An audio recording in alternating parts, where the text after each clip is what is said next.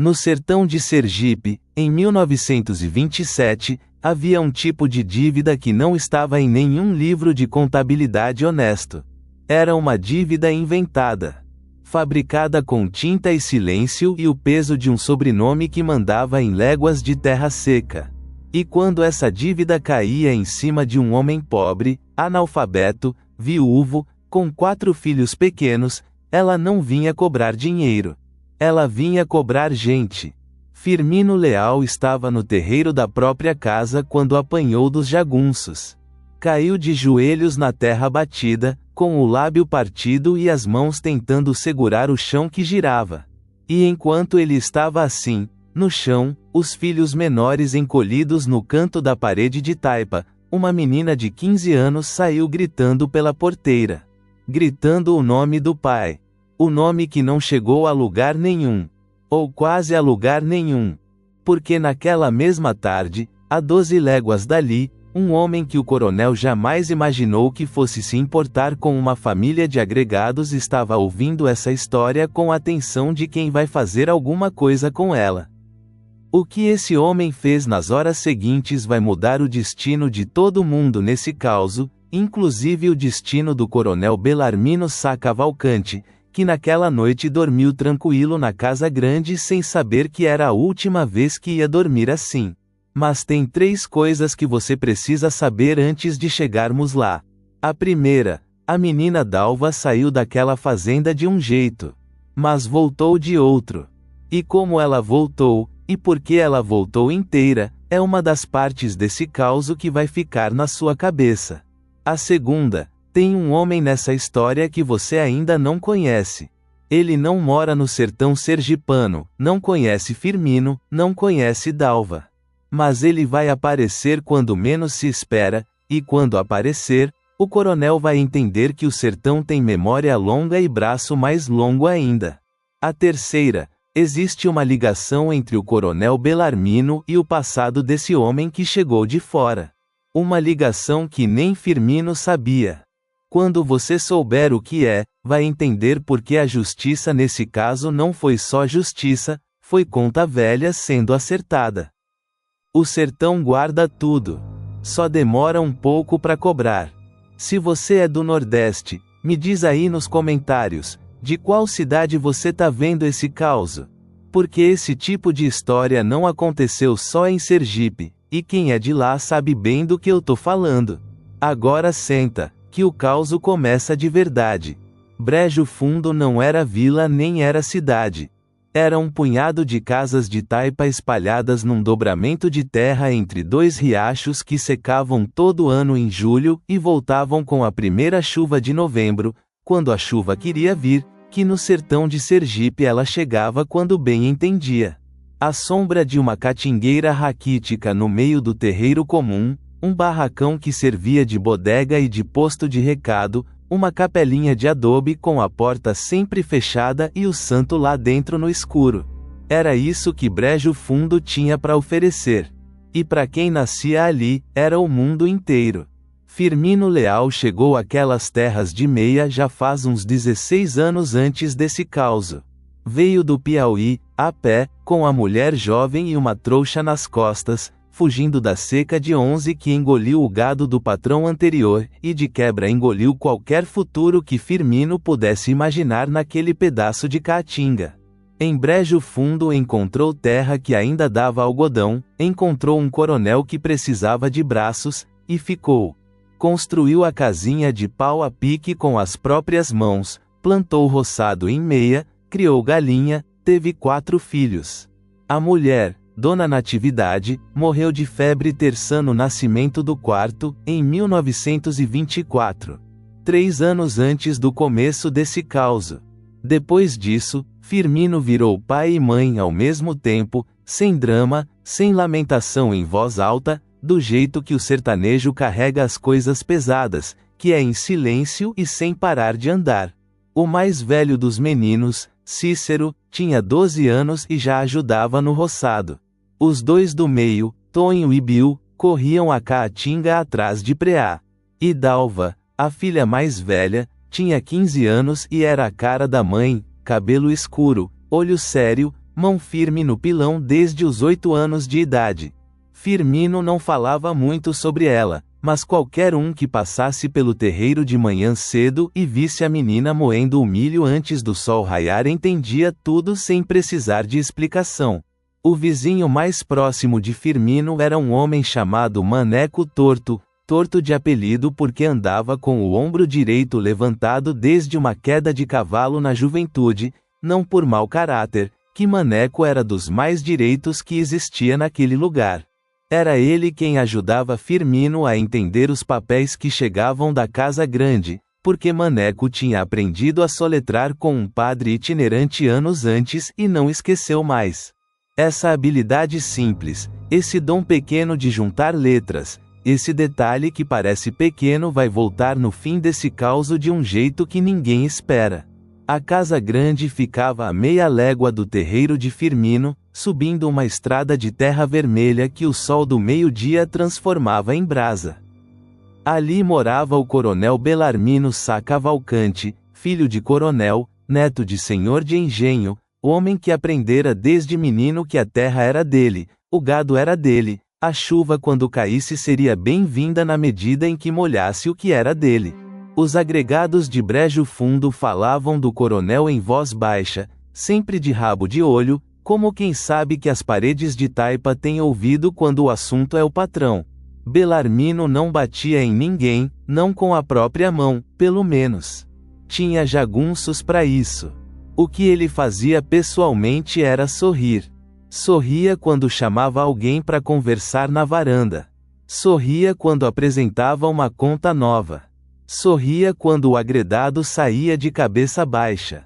Foi com esse sorriso que ele apareceu na porta de Firmino numa segunda-feira de manhã, com um papel dobrado na mão e 2 homens armados na sombra atrás dele. Se você fosse o Maneco Torto, o vizinho que sabia ler e que viu aquele papel chegar, você teria chegado perto para ouvir ou teria ficado quieto na sua? Comenta aí, porque essa é uma daquelas escolhas que o sertão cobrava caro de qualquer jeito. O papel que o coronel Belarmino trouxe naquela segunda-feira tinha o carimbo de um cartório de propriá, assinatura de tabelião, e tudo quanto é detalhe que faz uma mentira parecer verdade quando está impressa em papel timbrado. Firmino pegou com as 2 mãos, como quem recebe coisa sagrada, e olhou para aquelas linhas de tinta preta com a mesma capacidade de entendimento que teria se fosse uma página em árabe. Não sabia ler. Nunca tinha precisado. O mundo de Firmino era feito de coisas que se enxergava, se cheirava, se plantava e se colhia. Letra de papel era coisa de outro mundo. O coronel ficou nas soleiras, sorrindo. Pode deixar, Firmino. É só um acerto de conta. Coisa simples. Firmino dobrou o papel com cuidado e colocou dentro do bornal que pendurava na parede. Não perguntou o que estava escrito.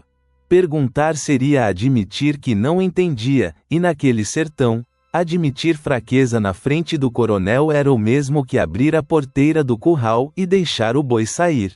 Belarmino foi embora com os 2 jagunços no mesmo passo calmo com que havia chegado. E a tarde seguiu como se nada tivesse acontecido, o sol desceu devagar, as cigarras cantaram sem parar, Dalva fez a ceia com o pouco que tinha na despensa, os meninos dormiram. Foi só 2 dias depois que Maneco Torto apareceu no terreiro, de passagem, com uma enxada no ombro e aquele andar torto que todo mundo reconhecia de longe. Firmino chamou o vizinho para dentro com um gesto de cabeça, tirou o papel do bornal e estendeu sem dizer palavra. Maneco Torto pegou, limpou os óculos que não tinha com o polegar, e começou a soletrar em voz baixa. Quanto mais ele lia, mais o ombro torto parecia querer encolher mais ainda. Quando chegou no final, dobrou o papel devagar e ficou olhando pro chão de terra batida por um tempo longo demais. Fala, Maneco. Firmino. Esse papel diz que você deve ao coronel 42.000 réis. Com juros de 2 anos sobre a saca de semente que você pegou em 25. Firmino fez a conta na cabeça, a conta que qualquer homem honesto faria. A saca tinha custado pouco mais de 3.000 réis. Nem com juro de agiotagem aquilo chegava a 42. Maneco Torto pousou o papel na mesa com o cuidado de quem larga uma cobra morta que ainda pode morder. O que nenhum dos dois disse em voz alta, mas os dois sabiam, era que aquela conta não tinha sido feita para ser paga. Tinha sido feita para não poder ser paga. Essa diferença, entre dívida honesta e dívida armada, era o instrumento mais afiado que o coronel Belarmino Sá Cavalcante usava fazia anos no sertão sergipano. Não era o primeiro agregado que recebia papel de cartório com número impossível. Mas era o primeiro que tinha uma filha da idade de Dalva. E esse costume velho do coronel de fabricar dívidas com cara de documento, esse detalhe que parece coisa de cartório e rotina, vai aparecer de novo mais pra frente nesse causo, de um jeito que vai mudar o que você pensa sobre quem realmente conhecia Belarmino antes de Firmino. Naquele entardecer, Firmino ficou sentado no batente da porta olhando a caatinga escurecer. Não comeu. Não chamou os filhos pra reza. Só ficou ali, com as mãos grossas abertas nos joelhos, pensando no tamanho da enrascada que tinha caído em cima da vida dele sem ele ter feito nada, absolutamente nada, para merecer. Na manhã seguinte, o coronel mandou recado pela boca de um dos jagunços, um homem baixo e seco chamado Deodato, que tinha o costume de roer o canto do bigode enquanto falava, como se as palavras precisassem ser mastigadas antes de sair. Deodato chegou ao terreiro de Firmino quando o sol ainda estava baixo e a neblina fina da caatinga mal tinha se dissipado. O coronel quer saber se você pensou na situação, seu Firmino. Firmino estava encostado no batente, o cabo da enxada atravessado no colo. Respondeu sem tirar os olhos do horizonte de Jurema. Não tenho o dinheiro. Nunca vou ter esse dinheiro. O coronel sabe disso. Deodato roeu o bigode. Assentiu com a cabeça como se a resposta fosse exatamente o que ele esperava ouvir. O coronel sabe. E disse que tem jeito de acertar de outro modo. Disse que a senhorinha Dalva podia ir trabalhar na casa grande. Cozinha, costura, essas coisas. Enquanto ela estiver lá, a dívida vai sendo abatida. Firmino não respondeu imediatamente.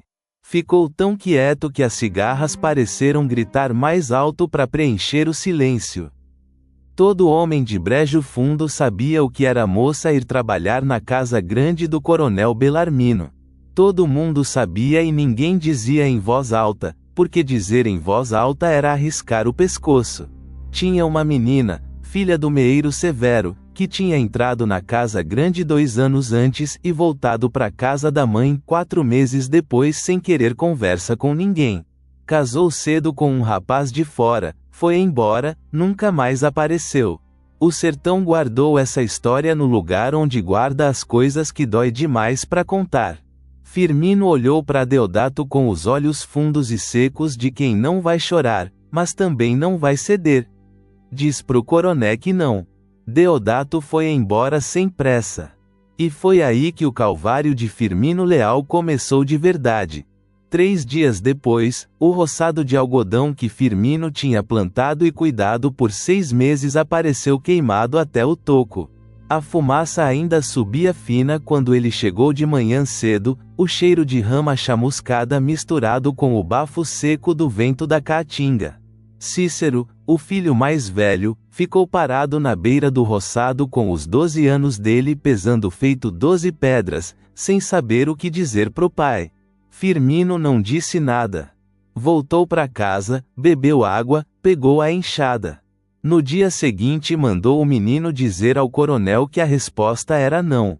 A semana seguinte levou o cavalo, um animal velho e ossudo, mas que ainda carregava saco de farinha, e levava Firmino até o mercado de Propriá quando precisava. Os jagunços disseram que o animal tinha quebrado a cerca e fugido pro mato. Disseram com aquele sorriso torto que Deodato e os outros tinham aprendido com o patrão. A resposta de Firmino foi não. E foi aí que o coronel Belarmino Sá Cavalcante decidiu que homem pobre que não entende de conversa precisa entender de outro jeito.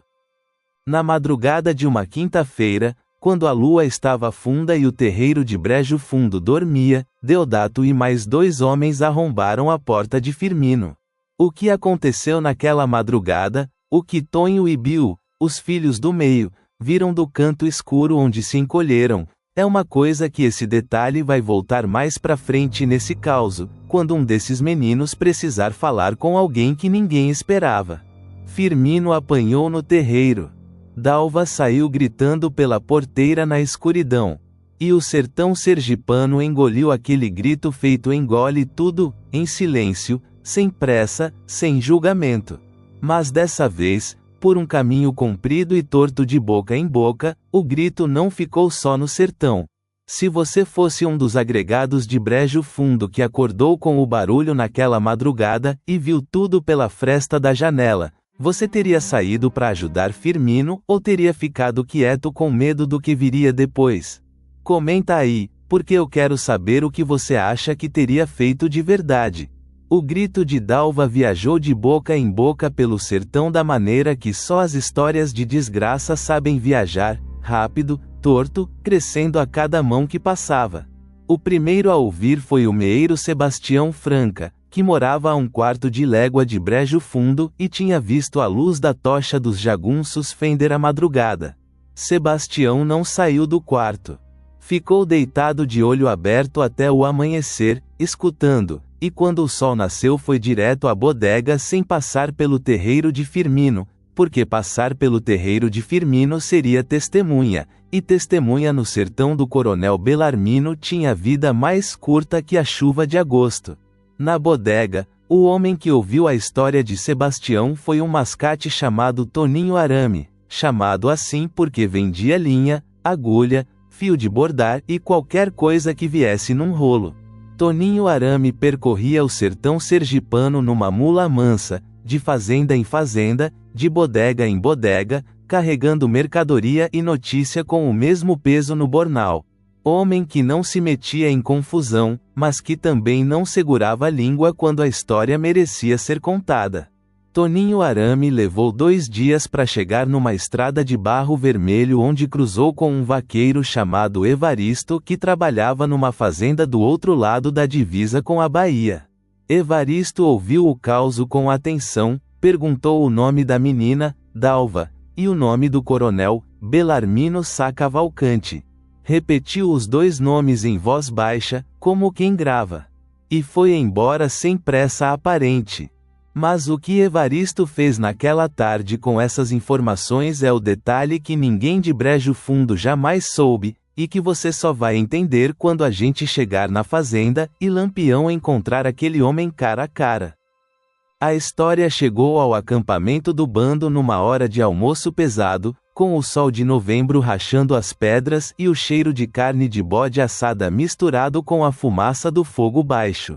Lampião estava sentado num tronco caído, prato na mão, quando um dos cangaceiros repetiu o causo que Evaristo tinha trazido na noite anterior. O capitão comeu mais uma garfada. Ouviu sem interromper. Deixou o homem terminar. Depois pousou o prato devagar, limpou a boca com o dorso da mão e ficou olhando pro chão por um tempo que pareceu longo para quem estava esperando a reação. Seu avô ou bisavô já contou o causo de gente que levou recado a Lampião esperando alguma coisa em troca. Conta aqui embaixo, porque o que Evaristo queria com essa história muda tudo, e eu leio cada comentário. Foi Pancada, Antônio Pancada, segundo do bando, homem grande e de poucas palavras que tinha o hábito de limpar a faca no cano da bota quando estava pensando, foi ele quem quebrou o silêncio. Capitão. Brejo Fundo fica fora do nosso caminho. 2 dias de desvio, pelo menos. Lampião não respondeu de imediato. Pegou o prato de volta, terminou de comer, bebeu um gole d'água de cabaça. Só então levantou os olhos para Pancada com aquela expressão plana que os homens do bando aprenderam a respeitar mais do que qualquer grito. 2 dias de desvio não é nada para um coronel que vendeu filha de pobre feito reis de feira. A gente passa por brejo fundo amanhã cedo. Pancada assentiu sem discutir. E foi a palavra final sobre o assunto. O bando começou a se preparar no fim da tarde, revirou bornais, contou munição, verificou o armamento com aquela rotina silenciosa e precisa de quem faz isso há anos. Lampião caminhou até a beira do acampamento, olhou pro horizonte que o sol vermelho estava incendiando, e ficou ali parado por um momento. Ninguém soube o que o Virgulino Ferreira da Silva pensou naquele instante. Mas Pancada, que conhecia o capitão fazia tempo, notou uma coisa: a mandíbula travada de um jeito diferente do habitual. Não era só decisão de comandante que ia resolver problema de agregado. Era pessoal. E por que era pessoal? Isso você só vai entender quando a gente entrar na casa grande do coronel Belarmino e Lampião disser o nome que ninguém ali esperava ouvir. A noite caiu devagar sobre o acampamento, e com ela veio o silêncio pesado da caatinga, aquele silêncio que não é vazio, é cheio de bicho quieto e vento baixo e estrelas sem piscar. Os cangaceiros dormiam em revezamento, 2 de guarda, o resto esticado no chão com o bornal de travesseiro e o rifle no braço como homem abraça mulher. Lampião não dormiu. Ficou sentado perto do fogo que ia morrendo, com um pedaço de couro na mão que fingia estar limpando, mas os olhos não estavam no couro. Estavam num lugar distante que nenhum dos homens do bando conhecia. Evaristo, o vaqueiro que tinha trazido a notícia, estava acampado a uns 20 passos dali. Lampião tinha mandado ele ficar, não por cortesia, mas porque tinha uma pergunta que precisava fazer quando chegasse a hora certa. A hora chegou perto da meia-noite, quando o último cangaceiro da guarda virou de costas para olhar o outro lado do mato. O capitão chegou perto de Evaristo sem fazer barulho. Agachou. Falou baixo. O coronel Belarmino. Você o conhecia de antes, ou só ouviu o causo do mascate? Evaristo ficou quieto um segundo a mais do que devia. Esse segundo valeu um tratado. Trabalhei na fazenda dele, capitão. Faz 6 anos. Saí quando vi o que ele fez com a filha do Severo. Lampião não respondeu de imediato. Ficou olhando pro fogo distante. E você veio me contar essa história por quê? Por pena do Firmino ou por outra coisa? Evaristo abriu a boca. Fechou. Abriu de novo. Capitão. O coronel Belarmino tem um papel. Uma escritura antiga de terra, de 1918. O nome nessa escritura é Ferreira da Silva. O silêncio que veio depois desse nome pesou mais que a noite inteira.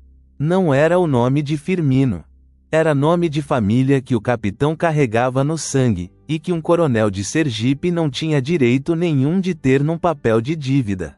O que essa escritura significava, e como ela foi parar nas mãos de Belarmino Sá Cavalcante, é uma conta velha que vai ser aberta dentro da Casa Grande, na hora em que Lampião encontrar o coronel cara a cara, e aí tudo que você pensou sobre esse causo vai mudar de sentido.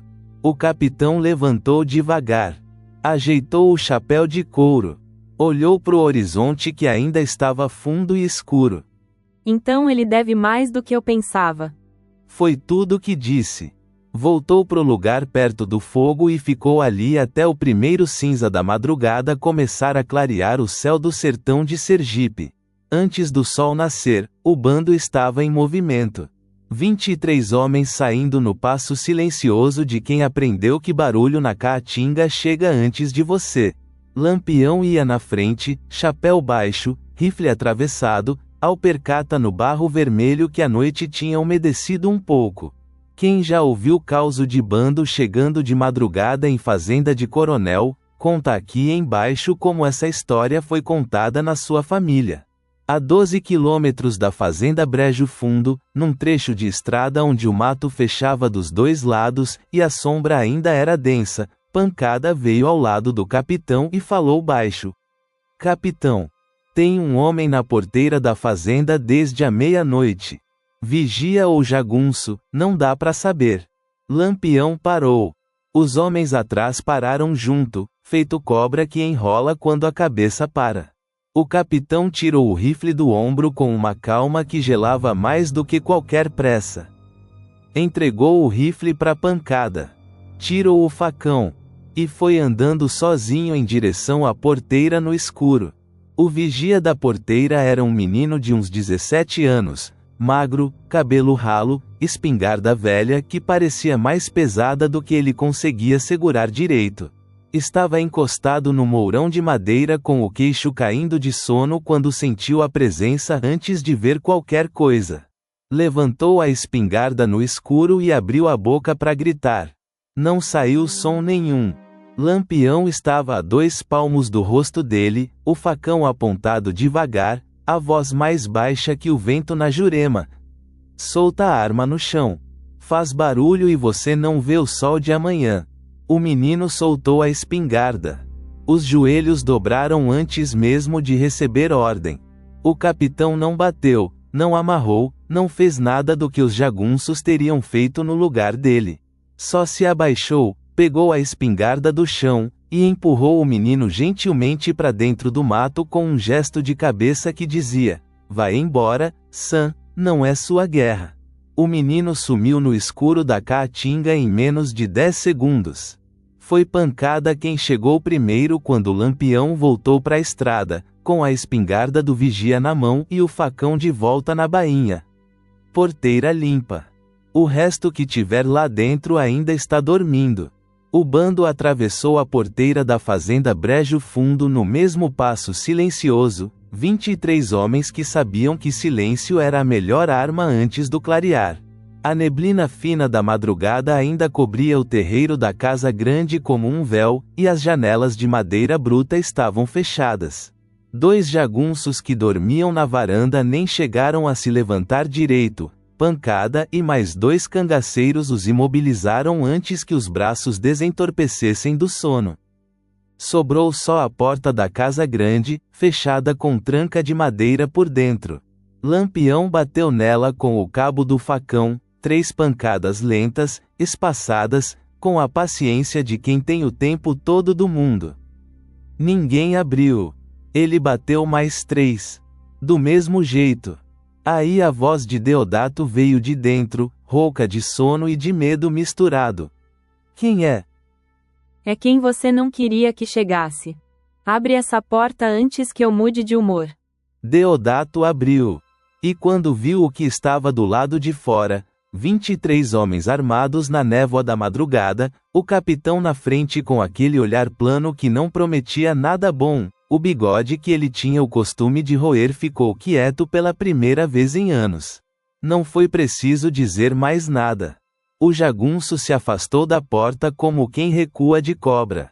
A essa altura, o que estava acontecendo dentro da casa grande e o que Dalva tinha vivido naqueles dias era uma coisa que os agregados de Brejo Fundo só iam saber em pedaços, depois, pela boca de quem viu, porque esse tipo de detalhe o sertão não gosta de falar em voz alta. Mas o que importava agora era que o capitão tinha chegado antes do pior, e isso você vai entender melhor quando a menina aparecer no terreiro e Lampião disser pro Firmino o que encontrou dentro daquela casa. Evaristo, o vaqueiro que tinha trazido a notícia, entrou no terreiro logo atrás do bando e parou perto da cerca. Assistiu a tudo com os braços cruzados e uma expressão que não era de surpresa, era de homem que esperou 6 anos por uma manhã como essa e não sabia bem o que fazer com o alívio quando ele finalmente chegou. Antes do desfecho aqui dentro, me conta uma coisa. Na sua opinião, Lampião estava fazendo justiça, ou estava usando a história do Firmino para acertar uma conta pessoal com o coronel?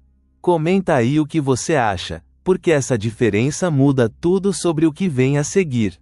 O sol ainda não tinha aparecido no horizonte do sertão sergipano quando a voz do coronel Belarmino Sá Cavalcante soou lá do fundo do corredor da casa grande, uma voz que tentava ter autoridade mas saía partida ao meio pelo susto do sono interrompido.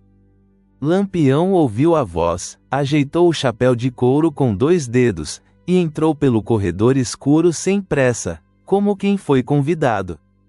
O corredor da casa grande cheirava a cera de vela velha e a madeira úmida, o cheiro de casa de homem rico que nunca abriu janela o suficiente para deixar o sertão entrar de verdade.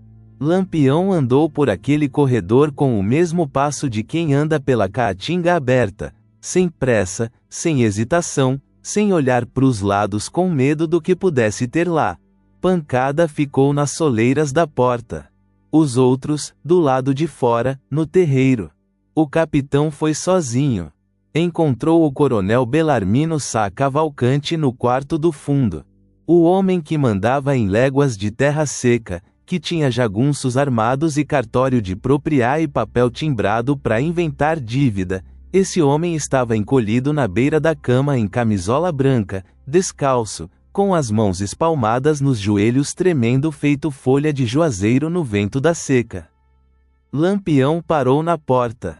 Olhou para Belarmino por um tempo comprido, sem falar. A lamparina no canto do quarto jogava sombra torta nas paredes, e o rosto do coronel naquela luz parecia mais velho do que era, parecia o rosto de homem que de repente enxergou o tamanho da dívida real que havia acumulado. Virgulino. O coronel começou, a voz saindo seca. Eu posso explicar. A menina não foi tocada, eu juro que... Cala a boca, coroné. Homem que jura com a boca que inventou escritura falsa não tem juramento que valha nem o ar que saiu para fazê-lo. Belarmino fechou a boca. A lamparina tremeu com uma corrente de ar que entrou pela janela entrefechada, e por um segundo a sombra do capitão na parede cresceu até o teto. Lampião se aproximou devagar. Tirou do bornal um papel dobrado. Não era o papel de dívida de Firmino, era outra coisa, uma folha mais velha, amarelada nas bordas, com a tinta desbotada de quem tinha ficado guardada fazia tempo. Abriu devagar e segurou na altura dos olhos do coronel. Você conhece esse papel? Belarmino olhou. E foi aí que o último resto de cor que havia no rosto dele foi embora de vez. Era a escritura de 1918. O nome Ferreira da Silva escrito no campo de devedor, nome forjado, como todos os outros, mas esse com consequências que o coronel tinha achado que o tempo havia enterrado junto com quem sabia da história. Esse papel, disse Lampião em voz baixa, baixa como reza de morte, foi o motivo pelo qual o meu tio perdeu a terra que trabalhava. Você nem lembrava mais desse nome, lembrava, coroné? O coronel não respondeu. Não havia resposta honesta que pudesse dar. Era esse o peso que Pancada tinha visto na mandíbula travada do capitão na véspera. Não era só a história de Firmino e Dalva, era a história de um homem que fabricava dívidas como ofício e que havia, anos atrás, feito o mesmo com gente do sangue de Virgulino Ferreira da Silva. O sertão tem memória longa. Braço mais longo ainda. Antes do desfecho que vem aí, me conta uma coisa. Lampião tá fazendo justiça, ou tá misturando conta pessoal com causa de outro? Comenta o que você acha. Lampião dobrou o papel com o mesmo cuidado com que havia aberto, guardou no bornal, e virou as costas pro coronel. Levanta e vem. Foi tudo. Não gritou, não ameaçou mais, não explicou o que viria a seguir. Só foi andando pelo corredor de volta para a porta, e o coronel Belarmino Sá Cavalcante, em camisola e descalço, levantou da beira da cama e foi atrás, porque quando Lampião virava as costas e mandava alguém seguir, não seguir era a única opção que custava mais caro. Lá fora, o terreiro da fazenda Brejo Fundo estava acordando com aquela luz cinza e incerta que antecede o sol no sertão de Sergipe.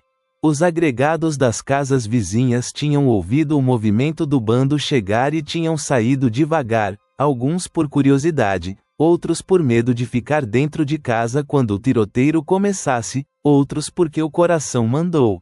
Estavam na beira do terreiro, um grupo silencioso de homens e mulheres de alpercata e chapéu de palha, olhando. E foi nesse terreiro, com o dia começando a raiar e o cheiro da caatinga molhada de orvalho misturado com a fumaça fria do fogão que alguém tinha acendido cedo demais, foi ali que Lampião parou, virou pro coronel, e disse a palavra que ninguém naquele lugar esperava que viesse primeiro. Manda buscar a menina. Deodato, que ainda estava no terreiro com os braços juntos ao corpo e a expressão de quem tentava se tornar invisível, deu 2 passos hesitantes em direção à casa grande antes que um dos cangaceiros o interceptasse com um gesto de cabeça. Não era Deodato quem ia buscar Dalva. Lampião apontou para uma das mulheres dos agregados, uma senhora baixa de lenço na cabeça que ficara parada perto da cerca com as mãos cruzadas no avental. A senhora vai lá dentro e traz a menina. Devagar, sem susto. A mulher foi. E o terreiro esperou. Foi nesse silêncio de espera que Lampião virou pro coronel Belarmino com a calma de quem tem o dia todo pela frente. Você tem uma escritura de dívida de um homem chamado Firmino Leal. Quero ver esse papel agora. O coronel mal conseguia segurar o queixo firme. Mandou Deodato buscar o documento no escritório, a mesma sala onde guardava os outros papéis, os outros nomes, as outras dívidas fabricadas com tinta de cartório e cara de documento honesto. Deodato voltou com a folha dobrada e entregou ao capitão sem olhar para ninguém. Lampião abriu, deu uma olhada de homem que não precisa saber ler tudo para entender o que um papel representa, e dobrou de volta. Depois rasgou. 1 vez, 2, 4 pedaços menores a cada dobra, até que o que sobrou na mão foi um punhado de confete de papel timbrado de cartório de propriá. Jogou no rosto do coronel. Os pedaços caíram devagar no ar parado da manhã, brancos contra o cinza do céu que começava a clarear. Alguns pousaram na camisola do coronel. Outros foram pro chão de terra batida. Belarmino não se mexeu para se limpar. Ficou parado recebendo aquilo feito quem recebe chuva que merece. Foi nesse momento que Dalva apareceu na porta da casa grande. A menina de 15 anos vinha atrás da mulher do lenço, os olhos inchados de choro seco, o vestido que não era o dela, devia ser de alguma peça da roupa de cama da casa grande que jogaram nela quando a tiraram de casa. Veio devagar, desconfiada, olhando o terreiro cheio de gente e de homens armados sem entender ainda o tamanho do que estava acontecendo. Quando viu os pedaços do papel branco ainda flutuando no ar do terreiro, parou por um segundo. Depois continuou andando. Firmino estava sendo trazido pelos filhos. Maneco Torto tinha ido buscá-lo assim que o bando entrou na fazenda, e o homem chegou ao terreiro ainda com o lábio partido do que havia apanhado dias antes, o corpo curvado não de covardia, mas do peso de tudo que havia carregado sozinho. Quando viu Dalva, parou no meio do terreiro. A menina foi até ele. Não correu, foi, com aquele passo medido de quem está com medo de que a cena desapareça se chegar rápido demais. Chegou perto, abaixou a cabeça no peito do pai, e Firmino fechou os braços em cima dela sem dizer uma palavra. Os agregados na beira do terreiro ficaram olhando esse abraço com o silêncio de quem está vendo coisa que merece ser guardada. E aí Maneco Torto, o vizinho torto de ombro, o homem que sabia soletrar, deu 2 passos para frente e falou, com a voz que não tremia apesar de tudo. Capitão, esse papel que o senhor rasgou não era o único. O coronel tem mais 3 famílias de agregado nessa fazenda com escritura igual. Eu li todos.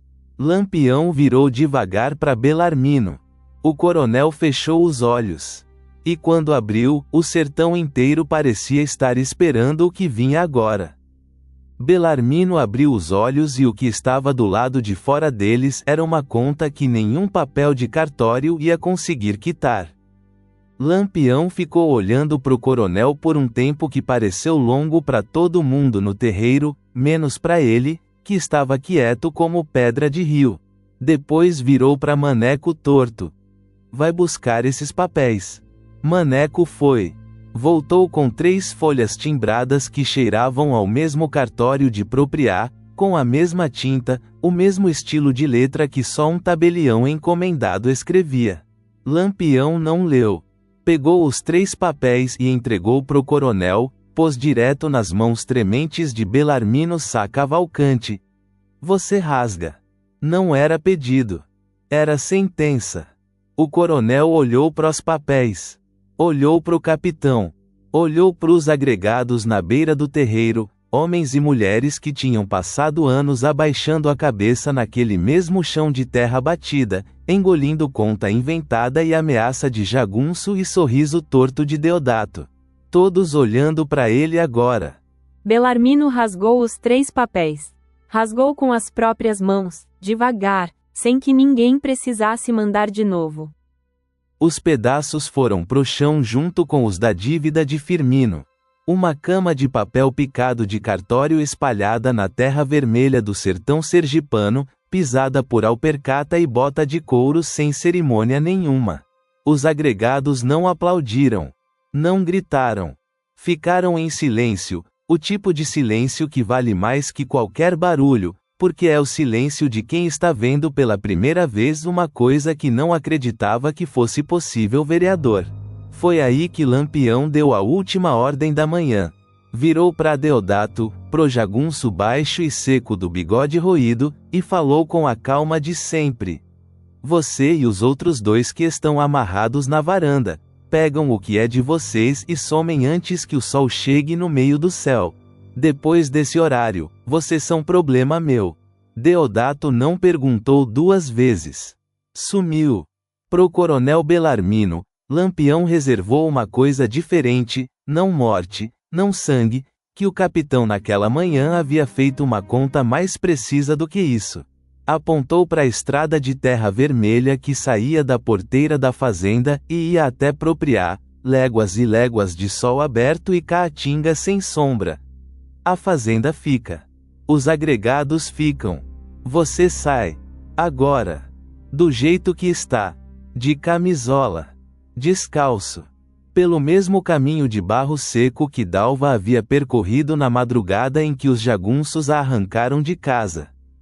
Belarmino Sá Cavalcante atravessou a porteira da própria fazenda a pé, sem chapéu, sem bota, sem nome que servisse de alguma coisa naquele momento. Os agregados viram. Todos. E nenhum deles esqueceu.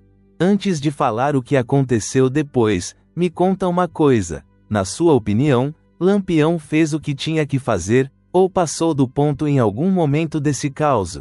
Quero ler o que você pensa. Na semana que seguiu, o sertão de Brejo Fundo acordou diferente. Não de uma vez, não com festa, de um jeito gradual e desconfiado, como a caatinga que abre a primeira folha verde 2 dias depois da primeira chuva, ainda sem certeza de que a chuva vai continuar. Os agregados continuaram nas terras. Ninguém apareceu para cobrar nada.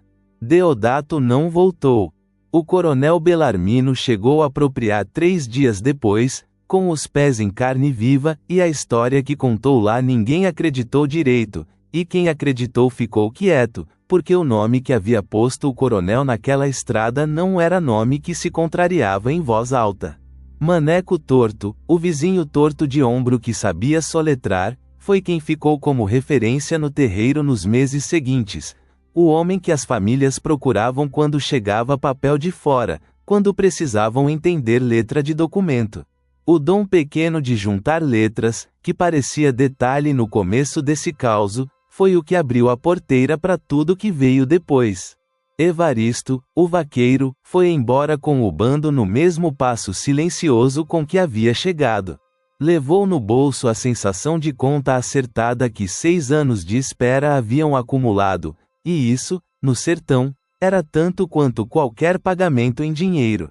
Firmino Leal não fez discurso, não chorou em público, não disse o nome de Lampião em voz alta naquele dia nem nos dias que vieram depois. Era homem do sertão, carregava as coisas pesadas em silêncio e sem parar de andar. Mas de tarde, quando o sol baixava e os filhos já tinham ido para dentro, Ele ficava sentado no batente da porta com as mãos abertas nos joelhos. E Dalva, do lado de dentro, moía o milho antes do sol raiar, do mesmo jeito de sempre, com a mão firme no pilão e o olho sério da mãe que não estava mais. O sertão guarda tudo. Só demora um pouco para cobrar. Se esse causo te pegou no peito, e eu sei que pegou, deixa o joinha aí embaixo. É o único pagamento que eu recebo para vir contar outro, e cada um desse conta pro canal que História de Honra Sertaneja merece ser ouvida. Aperta no sino também. Todo domingo tem causo novo aqui, desses que o sertão guardou por décadas e o tempo quase apagou. Quem não é inscrito perde sem saber o que perdeu. E manda esse vídeo pra alguém que merece ouvir, pro seu pai, pro seu avô, pro seu tio que cresceu ouvindo o nome de Lampião na boca dos mais velhos. Esse tipo de história não foi feita pra ficar numa tela só. Agora me conta uma coisa aqui embaixo. Você já ouviu falar do Coronel Belarmino Sá Cavalcante, ou de algum coronel parecido com ele na história da sua região? Porque esse tipo de homem não existiu só em Sergipe, e quem é do Nordeste sabe disso melhor do que ninguém. Semana que vem tem outro causo. Desses que o diabo escutou e tomou nota. O sertão não esquece. E enquanto tiver gente